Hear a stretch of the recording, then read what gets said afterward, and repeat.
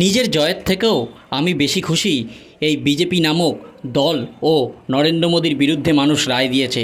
পাশাপাশি পশ্চিমবঙ্গবাসীকেও ধন্যবাদ জানাই। মঙ্গলবার নিজের জয় ঘোষণার পর সংবাদ মাধ্যমের মুখোমুখি হয়ে এমনটাই জানালেন মহুয়া মৈত্র। পাশাপাশি এক্সিট পোল নিয়েও সংবাদ মাধ্যমের বিরুদ্ধে একরাশ কার্যত ক্ষোভ উগড়ে দিলেন তিনি।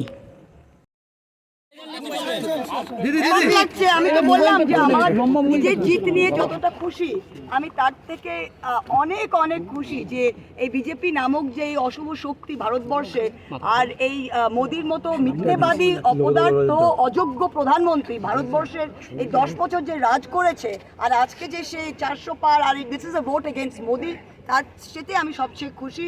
আর পশ্চিমবঙ্গের মানুষকে স্যালুট জানে, ওরা দেখিয়ে দিয়ে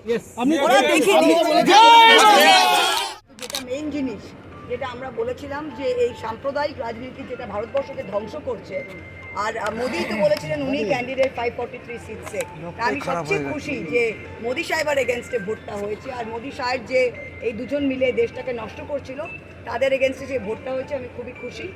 বাংলায় মুখ থুবড়ে পড়েছে, আমরা বলেছিলাম 29-30টা অভিষেক আগেই বলেছিল, ফার্স্ট রাউন্ডে 22 হয়ে গিয়েছিল, ফার্স্ট 6 রাউন্ডের পরে ঠিক সেই হিসাবেই আপনারা দেখুন 30 ক্রস 30 ছুঁই হচ্ছে আমাদের।